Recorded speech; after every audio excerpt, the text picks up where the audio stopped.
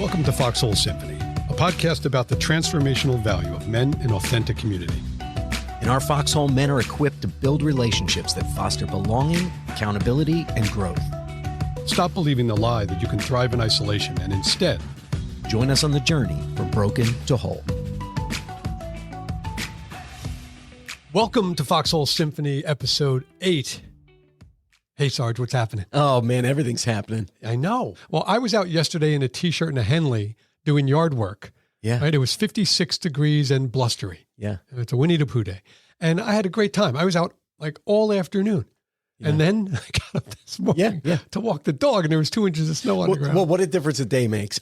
So my wife and I were at a wedding for a dear friend, and I had the honor of officiating the wedding. Awesome. And it's, mid-February wedding. You never know what you're going to get.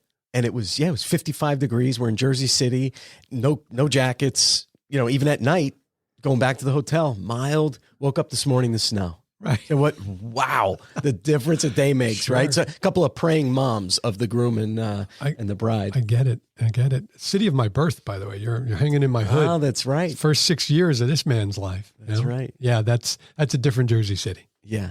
Very, very. I was in the Heights, right, off of Communipaw Avenue. Yep. We lived on Webster Avenue, but that's back in the day. We're really glad to be here. Happy to be talking to folks out there who are listening. Hope you guys have been loving what we've been dropping.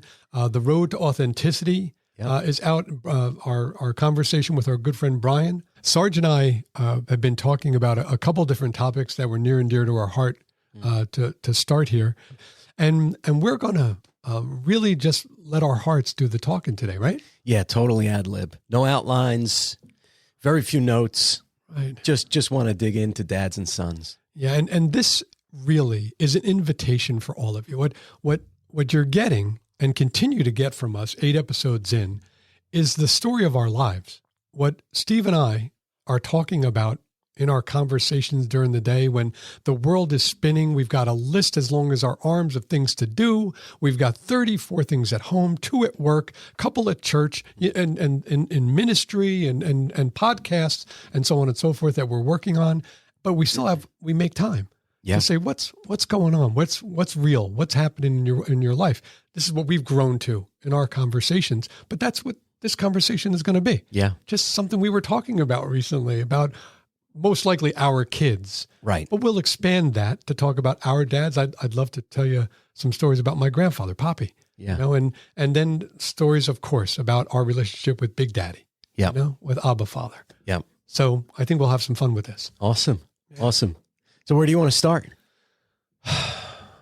I can't think of any better place to start a conversation about fathers than to tell you a heartwarming story about my grandfather. Okay. We're going to wing this. Poppy would come over the house on Saturdays and Sunday mornings at about 5:30 or 6 o'clock in the morning. And in his hands, he'd have white boxes from the local bakery. And Poppy would show up, and that perfect, the way you tie a bakery box in the old days, that string. Sure. Red and bakery white string. Yeah. Bakery string. So he'd have big boxes that he'd have in his hands, but he'd come over, everyone's asleep. He'd go into the landscaping. We had those little red stones, and he'd get a handful, and he'd stand there, and he'd throw them up at the window, me and my brother's room on the second floor. He's dropping rocks on the window to wake us up. Like, right, no joke. You kind of look behind the blind, and there's Poppy smiling, waving, with hands full of boxes, and he wants to get us up before everybody else. We'd go downstairs. Now I don't know, I'm 7, 8, 9, 10 years old, whatever. My brother's 5 years younger than me. I'm like, come on. He's got the bakery boxes. Right. Sure. Open the door. There he is. And he'd come in, and all of a sudden, people would start, my mom and dad would come downstairs.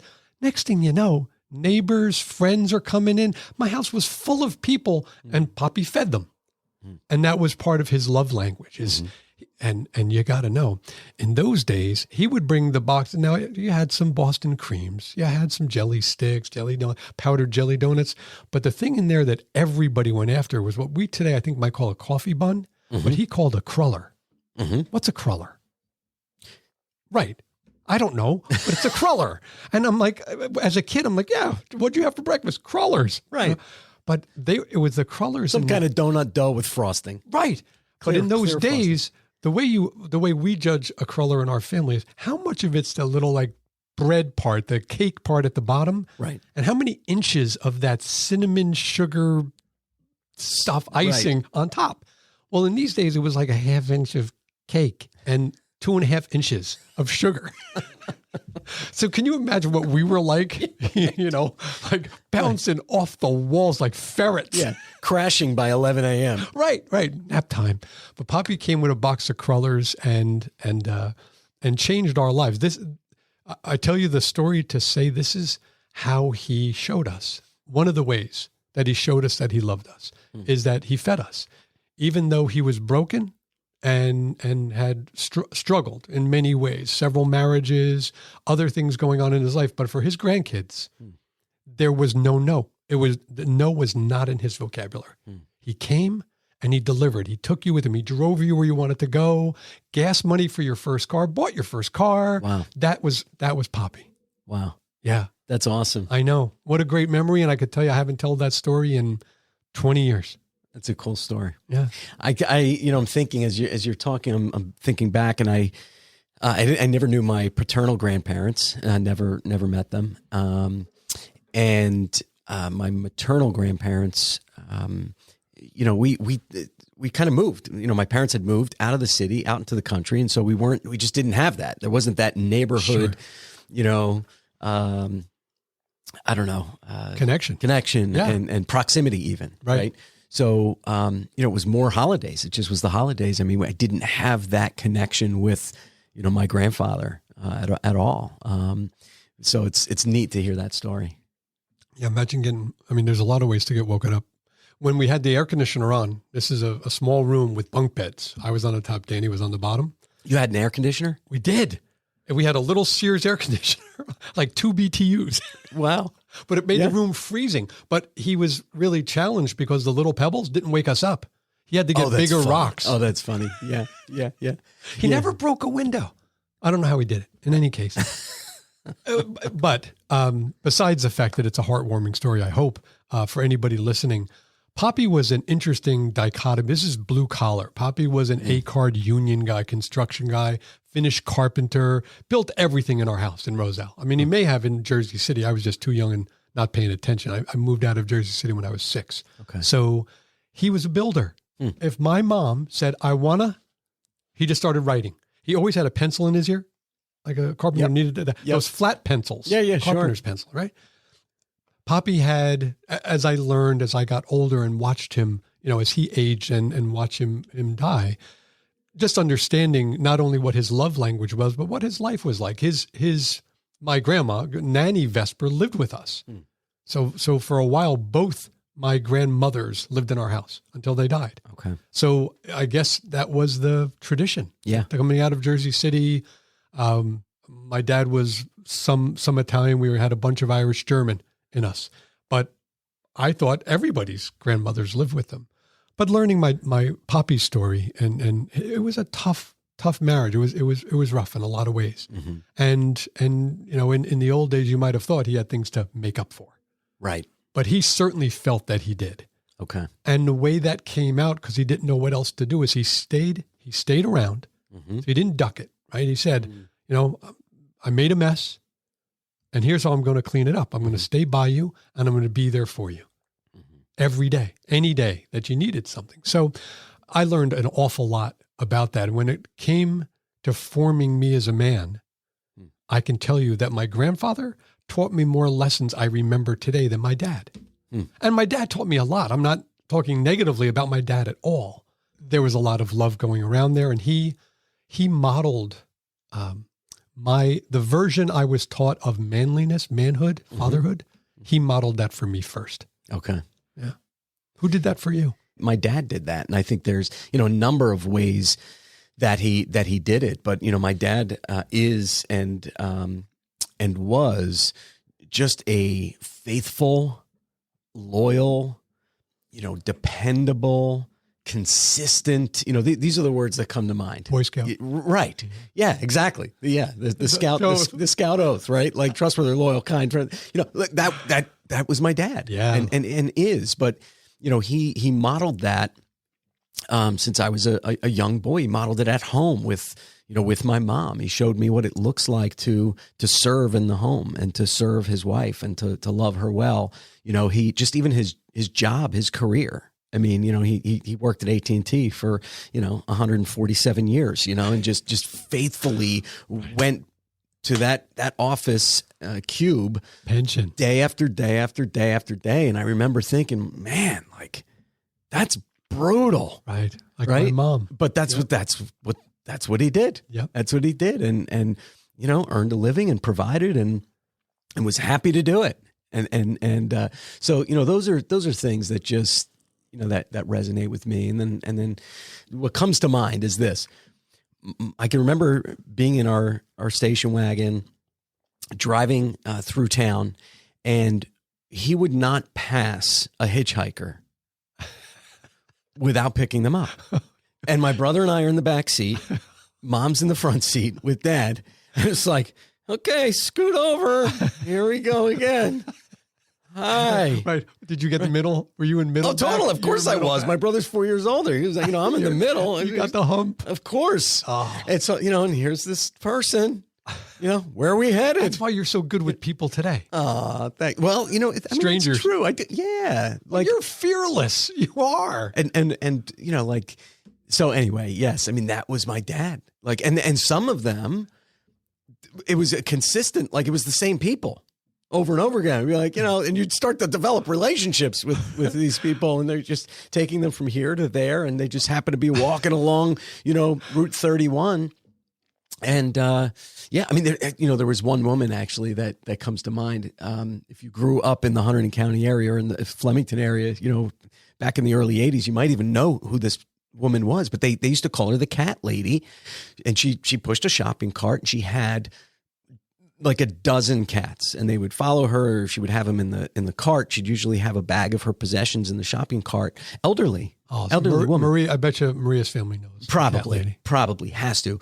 And so she'd be, walking up 31, going from wherever to who knows where. Right. And my dad would not pass her by. I mean, we would stop consistently and pick her up and bring her wherever. What'd you do with her?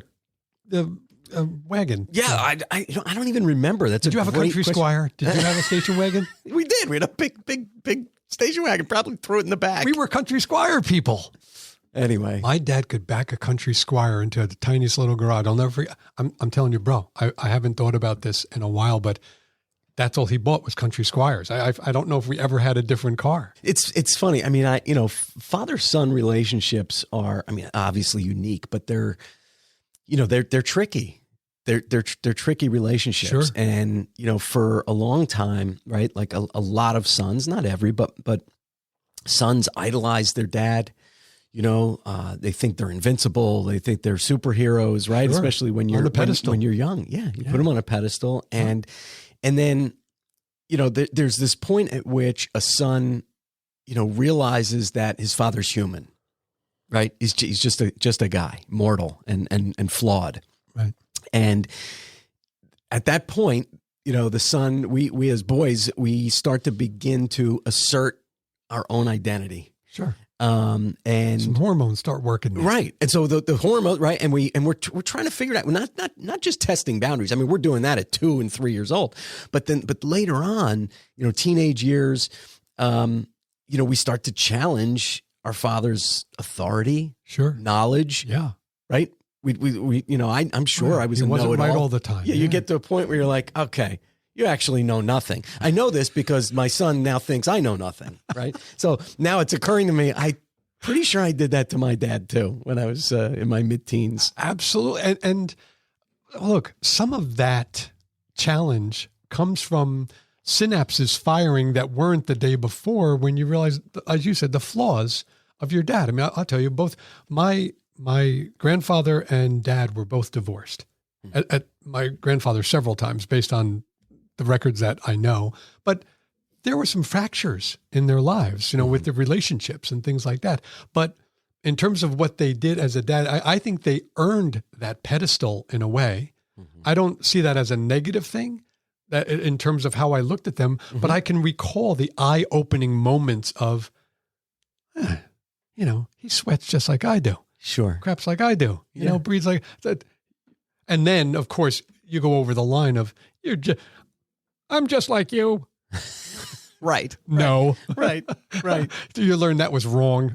No matter when you say that, it's too soon.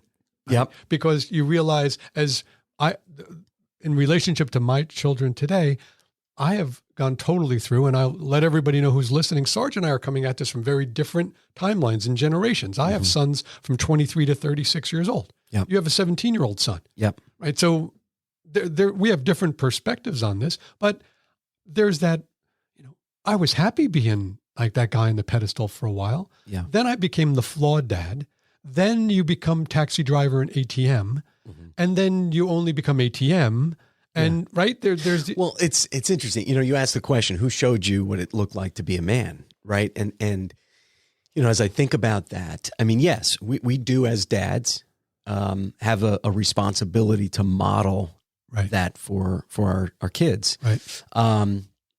As well as for our daughters, right? As well as for our daughters. I mean, we're happen to be talking about fathers and sons, but it's important to show our daughters what a man is as well. But the thing is that it occurs to me that, I with my own son, I had this responsibility. I probably almost took it too seriously. Like, it's up to me. I need to show him, not just show him, but make him a man. Right. And I don't know that that's the best perspective. Like, I think there's something about the man is there. What I see now, and I look at my son, at 17, is that, I underestimated the man that he was at 14, at 15, at 16. Definitely those years. Yeah. High school? So I'm looking at him saying, wow, like, we've so far to go. But in reality, the man was there. It's just pulling that man out of him. Right. Rather than making him the man, just pulling the man out of him. And helping that man begin to thrive and flourish and form and shape. Agreed, totally. I mean, think about the time frame you're talking about. You're going to high school trying to figure out where you fit in the world, which clique am I going to be in, and then come home to a type A or type whatever person making rules in your house, and you're like, wait a minute, I got testosterone now. Right. But the dynamics of the school day for 6 hours and then coming home and dealing with the dynamics of dad, I mean, it's tough. I mean, I wish I knew, right? In so many ways. My dad and I spent a ton of time together when I was growing up. My dad was there. One of the great things about my dad was that he took fathering very seriously and showed me a lot of things. To this day, I lament this with my brother probably too often. My dad taught me to play every sport. I could take you on in badminton right now. I was good, average in all of them. Lawn darts, right? Pitch and putt.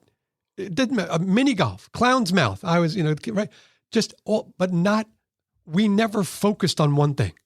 He wanted me to be adept and be able to be an everyman. Just be in any environment. He taught me so many things about a dad who sticks with you. He was my coach in 3 sports growing up, from 6 years old to 13.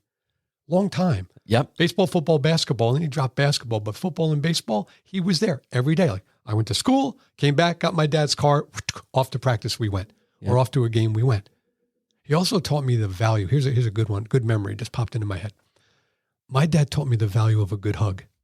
And Vespers are huggers. Yep. Right? Yep. To this day, it's one of these things this stupid freaking virus makes me nuts about. Nobody hugs anymore. Right. Because we don't want to get sick. Yeah. But nonetheless, he was a hugger.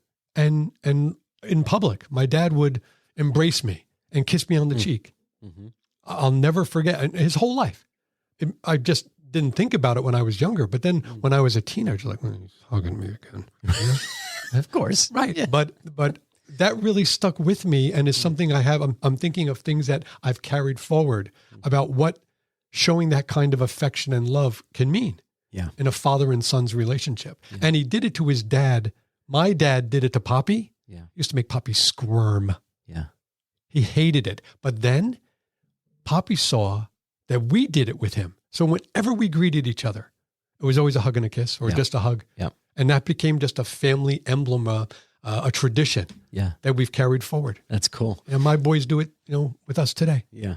Yep. Yeah, you know me, I'm a huge hugger. I hug everybody, hug strangers, and my dad was the cat affectionate. lady. The cat lady. Yeah, come on, just squeeze in. Come on, kitties. But we did, my dad and I too spent a lot of time. My dad invested so much time. When I think about it, over the years, as you know, I was a scout, Eagle Scout, basically my entire childhood.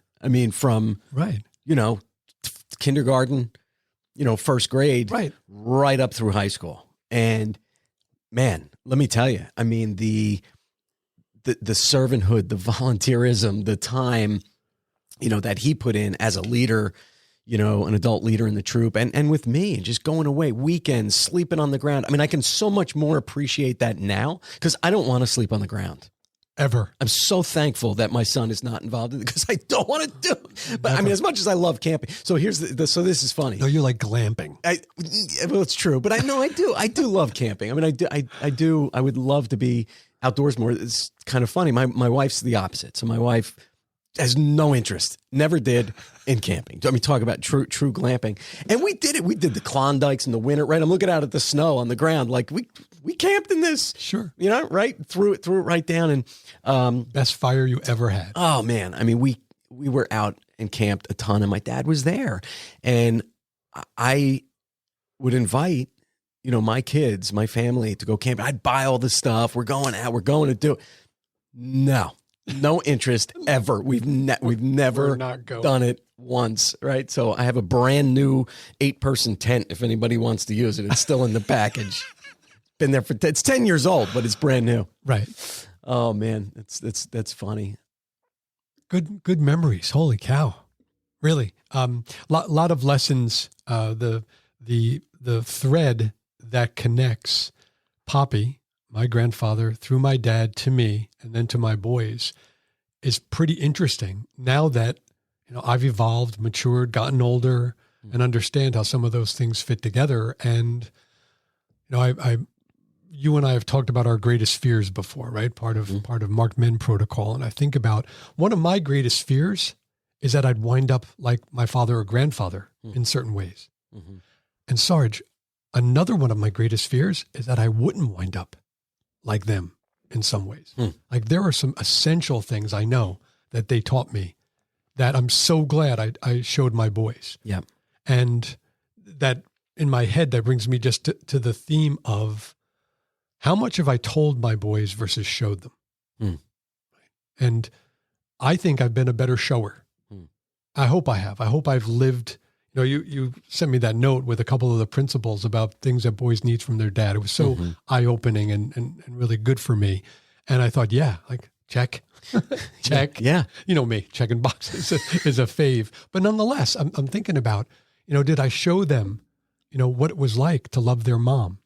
And it's a real, it hurts me, to think about my two older boys and having been separated and divorced from their mom when they were 7 and 8. And not being there to show them what it was like, but certainly with my younger boys and loving Rhea so much and showing them every day what that's like, right to today. Yeah. And as long as they see me and know me, that's a lesson that they'll never forget. Yeah. At least I hope so. Yeah. And how awesome that God gave you that opportunity to redeem, what was a loss maybe. And, to have the opportunity to do that. There's a lot that, sons need from their dads. And, one of them, as you mentioned, was to see you love their mother. Right. There's another one, and it's, I mentioned it a little bit earlier as far as like challenging authority and knowledge. And that is, it's so important, I think, for sons to see you fail, or at least know that you have. And, I experienced this recently because of my story. And, I had not really shared my full story with my kids right up until this year. In fact, I prayed for years that God would help me know when is the right time to share my story. And my story, it involves things like addiction and conviction of a crime and jail time. And these are things that, I personally, got healing from and moved beyond. I mean, this is decades ago, but so much fear associated with sharing that with my kids, that they would see me differently, right? That they would maybe have, some shame in my past mistakes. Sure. And what's really cool is, leading up to this podcast, God really prompted me that now's the time.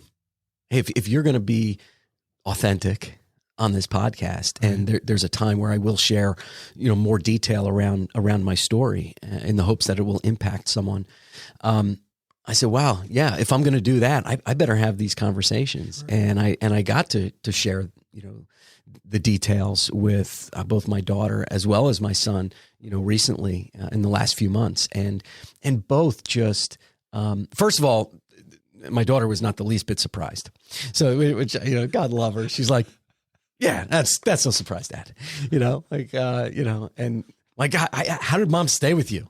I got to talk to Mom. She was more interested in talking to Mom to figure out why she stayed with me. Perfect college daughter question. I love her dearly. My son, shocked, shock and awe. But, his response was, "That's so dank, Dad." Just, wow, there's so much more to you, I think was what he meant. And I have to tell you, our connection has deepened. There's a deeper authenticity. There's a deeper level of transparency. And I think it was important for him to know how badly I failed. Right. And to see God's grace in my story. And even my hope is that it even draws him closer to God. Beautiful. Knowing my story. Yeah. But it's important that they see us fail. Absolutely. Absolutely. I mean, I can't tell you how many times I don't have a similar story. You have your life and background as I have mine, but certainly I've been accused in my house of trying to be perfect, trying to get things right, get things done in order. Shocking. That accusation makes complete sense. Right. And then the chances to fail are pretty high. You're going to drop the ball at that point, exactly. It's or just be perfect, try harder. Right. Which we know works every time. Oh yeah, totally. If I just work a little harder, a little longer, right? What was that came out in like the 70s? It was like, work smarter, not harder. I was so happy about that. Like, good. I'm not that smart. No one will care about me then.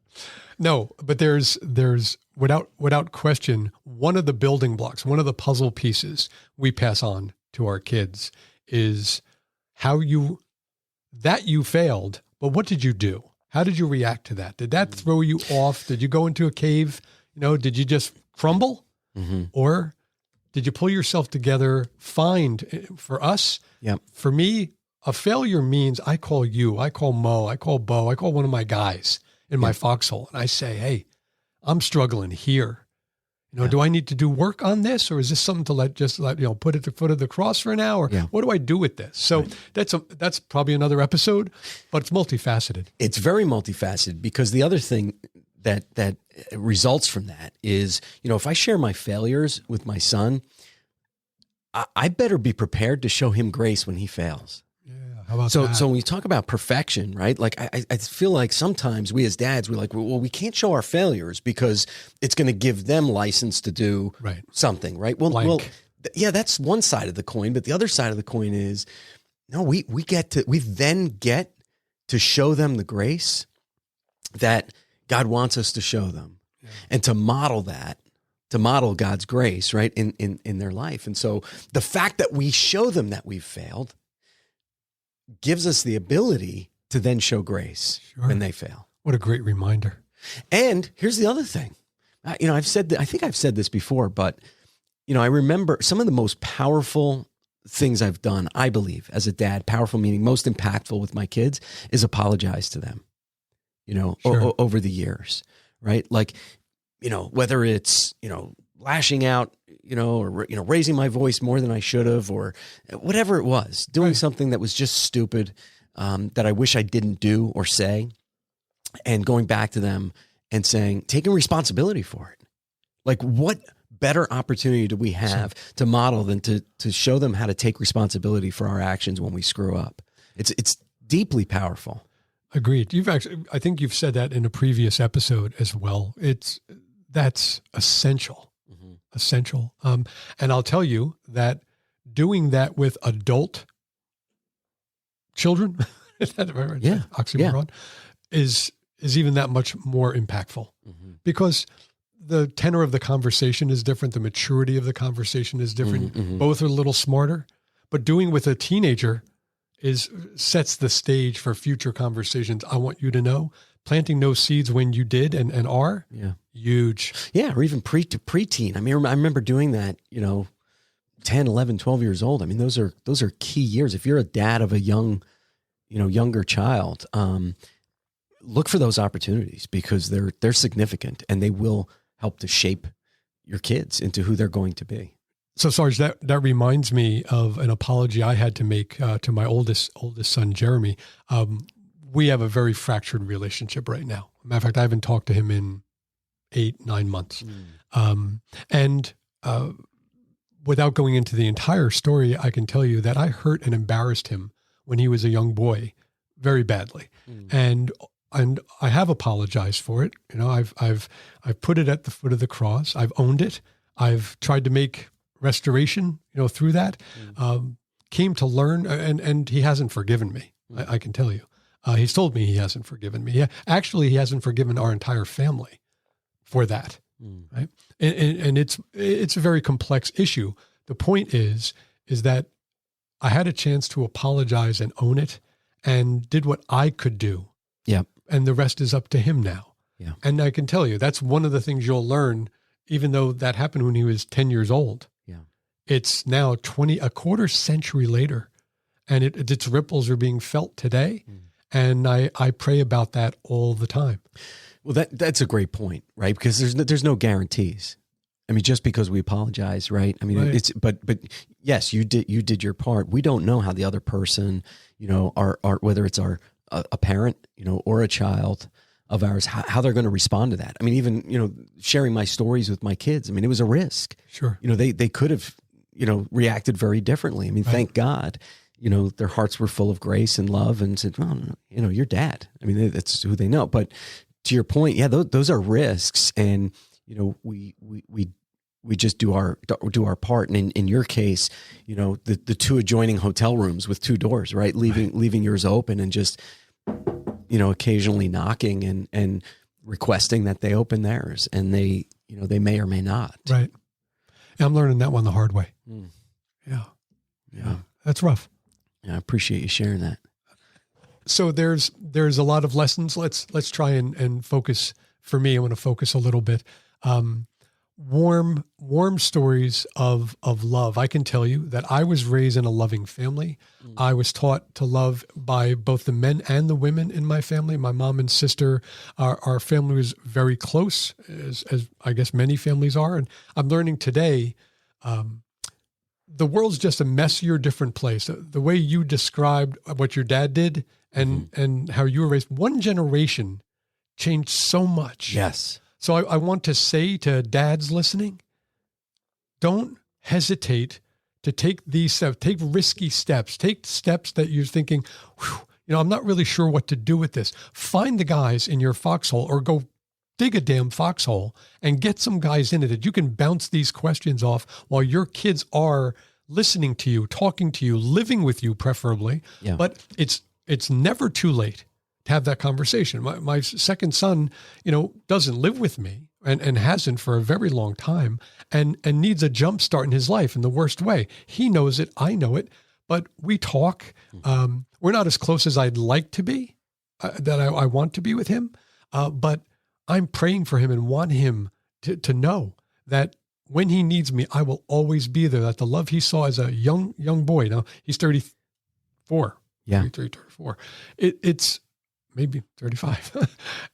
This is, some people might say, oh man, he's a man, he's out there, he's doing his thing. And I say, bullshit. I say, it's time. There's always time. to lean in and pour into your kids the things that you think you were taught that are worth passing on. And part of that is got to be the story of our Savior. It has to be. If we are who we say we are, and from the beginning that we've come on the air and that we live every day, that there's a Father who loves you, right? That sent his Son to die for us, right? So that we can do this life. This is our time to pass that love on. And the way we do it first, hopefully, is with our family. Yeah. God the Father, then with our family, and then whatever else you've got behind that is your priorities. Would you agree? Absolutely. Yeah, 100%, man. That's well said. That is well said. And I think, it's one other point that I wanted to make was, I think this can easily be overlooked. And I forget where I read it, but I read it a number of years ago, and I was like, wow, I don't, like, that's profound. I don't know that my son really knows that. And it's this. It's important that a son knows that their dad likes them. Just likes them. It's easy, it's one thing to tell them you love them, you're my son, but to like them as a person, right? And that's a little different. It's a little nuanced. And and I do. I do. I like my kids. I just like who they are. I like being with them. I like spending time and engaging in their interests. But it's really important. And I think, again, it's just nuanced. It is. I'm going to piggyback on that because as soon as you said that, I thought, first of all, yes, couldn't agree more, because like sounds a lot different than love. But I'll also tell you that, for instance, even though I have 4 boys, you have a son and a daughter, I know that you love your kids the same, right? You don't love one more than the other, right? But you absolutely love them differently. Yeah. I believe that. I know I love my sons differently. Yeah. The same level of love, if there's such a love meter. But I also learned, I would say recently, in the last 5 years, that their mom and I love them differently as well. We're not called to love them the same. Right. There's a different kind of mother's love. Sometimes it makes me nuts, but I think I get it. Yep. And I know my boys are so much better for having the combination of their mom's love and mine. Yeah. And how much that matters. How important is that in a child's life, especially early in their lives? Yeah. With so many marriages dissolving, so many fractured marriages and relationships. And I've said to people that you and I both know is that no matter what happens between you and your spouse, if that's irreconcilable, those kids need both of you. Yeah. They need mom and dad's voice in their lives. So that's as far as I'll get on the psychology couch. But I think that's really important and equally nuanced as what you were talking about. Yeah. One thing we didn't talk about was discipline. That's a whole nother. Where's the Louisville Slugger? I mean, that's a huge topic and maybe just like a minute, but, I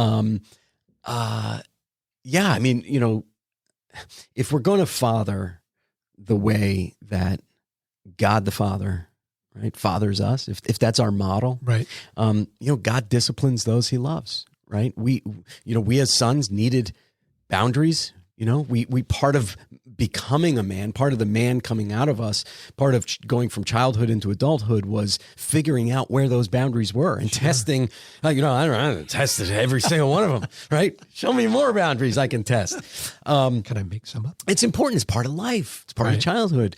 Right. But how we help our sons figure out where those boundaries are is pretty critical. It's pretty critical and will shape and form who they are, who they become, how they father as well. Absolutely. Wow. That's half an episode. How to quickly, not to put you on the spot, but how were you disciplined in a sentence or two? I didn't grow up in a house with anger in it. While I kid my family that I'm surprised I don't look like Dumbo because my dad was an ear puller occasionally, like, come here. But at the same time, really never anger showed to me. One time, I can tell you very quickly, I was sitting at the dinner table. I smart-mouthed my grandmother, Nanny Vesper, my dad's mother. And in one movement, my dad, I was on his left. He grabbed me by the scruff of my neck with his left hand, lifted me out of my chair and pinned me on the wall. I was 13. Wow. I wasn't a little kid. I was like artwork. All of a sudden, my feet flailing in the air. Yeah, that's the only time I can really recall my dad showing me his prowess. Like, apologize to your grandmother. Yeah. It's like someone knocked the air out of me. I couldn't even breathe. In any case, discipline in our house. I was pre-timeouts. Right? Okay. Yeah, You could get grounded. Sure. I was shamed. I could tell you because I felt awful. Like with my mom, especially, in terms of discipline. But I think that I had what my kids don't have. I had a healthy fear of my dad, and he never hit me. Yeah. No belts, not a little ear pulling. The one time on the wall, right. Grab me by my belt and like toss me in the car, like get in, that kind of thing. Yeah. But I call it a healthy fear. Maybe a psychologist would not call it healthy, but I would never talk back to my dad. No, yeah, it's funny. Ever. It's funny. I share that. I had the same with my dad, a healthy fear. And there was a respect and a almost a reverence. And I don't know why. I don't know where that came from. It wasn't, like you, I wasn't, beat. I wasn't, there was an occasional, when I deserved it. There was one time I remember throwing a tantrum and ripping the shower curtain down and, making a ruckus and again, I got shoved around a little bit. Right. And that was enough for me. And on the flip side, going back to Grace, the most impactful experience of my life as a son was I was playing with a piece of lumber in the garage. I was probably, I don't know, 7. Okay. It was like a piece of molding.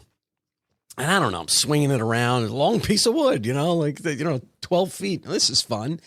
And it snapped. And I remember the fear that I had I could feel it right now. Absolutely tangible. And I was like, I have to tell him. And I went inside the wood. And I told my dad, and I was hysterical.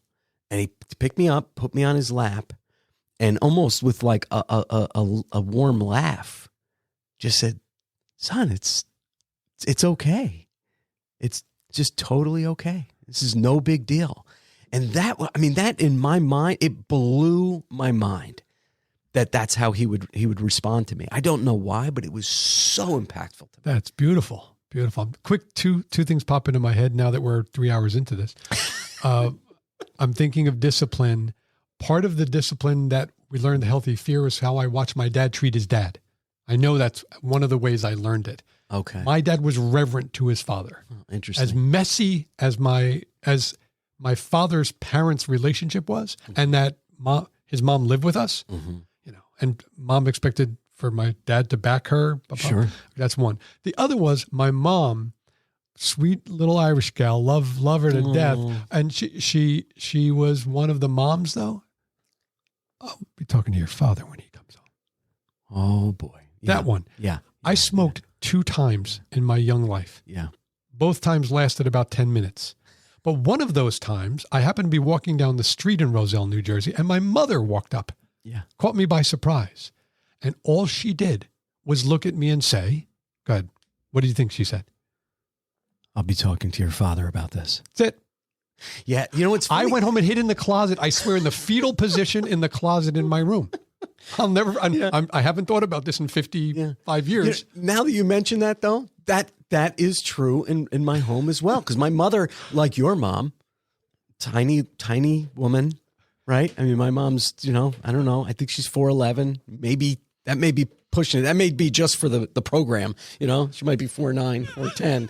And, not that I'm a big guy, but my brother was. And he and I mean, we would fight, 2 brothers, right? So I remember we were home from school on a snowy day, middle of winter, school's canceled. We're home all day with my mother. Now, my mother was a preschool teacher, so she'd normally be out too, but schools were closed. So we're in the house all day. She's on the phone, and we're like, poof, poof, poof, poof, poof, just, whatever, wrestling, beating the snot out of each other. Lightsabers. Yeah, fighting over, which of the 4 television stations we were going to watch, because that's all you got. PIX. Right? Yeah, right. Exactly. WOR. Yeah.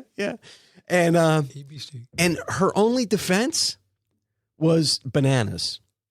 Literal bananas. What? She would throw bananas at us. So she's on the phone, and there was a bunch of bananas, and she would throw bananas at us. And we would just laugh because they were soft. Mom's got bananas. Right? Yeah, exactly. And we were, and then we'd laugh. And your father's going to hear about this. Right? Exactly. And all of a sudden, pucker factor was high. That experience, she ended up locking us out of the house. Now it was the middle of winter, and it was snowing, right? She's going to listen to this. She's going to love this. Oh my gosh. So no, but it drew my brother and I close together, because my brother had one of those onesie snowsuits. Oh, he climbed in? So my brother had one in the garage. Thank God, I'm like probably in my underwear, and he gets his snowsuit and was looking at me like, kind of, well, what are you going to do? Right. And I was like, there's nothing for me. I'll freeze to death. And it felt like 6 hours, but it was probably 7 minutes until my father got home from work. It was probably like, 5:24, and my dad was going to be home at 5:30. But my brother gave me one of the legs. He's like, here, go in here. And so I'm in one of the legs, and he's in the other one. And they're like, so we went from beating the snot out of each other to like hugging in this one snowsuit, shivering, waiting for my dad to come. And I remember him, he pulls in, he's like, looks at your mom. He just looks at us. He's like, what did you guys do? What did you do? Stay out here while I go assess the damage, Oh. And how about this? I think it was even more damaging that my mom would say, your dad's going to hear about this, but then not tell him. It was mind games. It was like being in Auschwitz. Yeah, It's like, talk about psychology. Really? It's like, you got to be kidding me. Well, yeah. You're like, well, somebody better tell. And then you're scared because you don't know. Did she tell him? Did she not tell him? Now you're waiting for the other shoe to drop for like weeks. Or how about this one? It's dinner time. We're going to think about the punishment. Yeah. We'll let you know. How long did that go on? Right? And you're like, oh man, you're just like stressing and struggling. No idea what's going to happen. Learning the art of no is a whole nother episode we'll get to. And to add to that, part of that episode, we should have my son on, because he'll educate everybody on how to appropriately negotiate past no, and successfully, wildly succeed. He's one of the most successful children that ever lived on the face of the earth, who was able to negotiate past no and make something work. I mean, I'm talking, he was doing PowerPoint presentations at like 7 on, presenting his case. Yeah. We should have him on to talk about it. Actually, having our kids as guests at some point might be fun. Yeah, or disastrous. Well, that's okay. We can tape it and you never know what's going to come out on the air. That would be fun. Let's thank everybody for joining us again. This is our longest episode so far. We'll see what happens in edits when we get to the cutting room floor. But it's been great to talk a little bit about fathers and sons, tell stories, and laugh with you. My face hurts from cramping. Same here. From laughing so much. Thanks, everybody, for listening in with us. We love having you here. We'd ask you to honestly, please tell your friends and family to listen in. And give us a like, and come onto Facebook and other social media platforms, and give us a thumbs up. Yeah. And tell us what you want to hear about, because we've got a million topics, but if there's one that's just burning on your heart, let us know. We've got a couple of really exciting episodes coming up, and some pretty raw stuff too. We're going to be digging into one, shortly that I think is going to be amazing. We've got a guest coming on named Michael Kuzik, and Michael is a tremendous speaker and author, has an incredible ministry that we're gonna hear about. But he talks about God-given desire, and how our brokenness maybe takes that and turns it on its head, and that'll be a great episode. Awesome! Can't wait to hear it. In this episode, we looked at the dynamic relationship between fathers and sons. We shared some honest stories full of love, highlighting the joys and challenges that are unique to these special relationships. We focused on some significant things we believe sons need from their dads, including seeing us love their moms well, seeing us fail, and appropriate discipline. We hope this episode prompts you to recall some of the best parts of your father and son relationships. Thanks so much for listening. If you enjoyed today's episode, please share it and invite others to the Foxhole. You can find us wherever you download your favorite podcast. Be sure to subscribe so you know when new episodes drop, and please rate us and comment there too, as it'll help us get found by others who could benefit. Find, follow, and like us on your go-to social media networks by searching Foxhole Symphony, or visit foxholesymphony.com to make it super easy to find us. Drop us a line with feedback, questions, topic requests, who knows? Maybe you'll be a guest on a future episode. In the meantime, prepare to move, embrace discomfort, and just be you.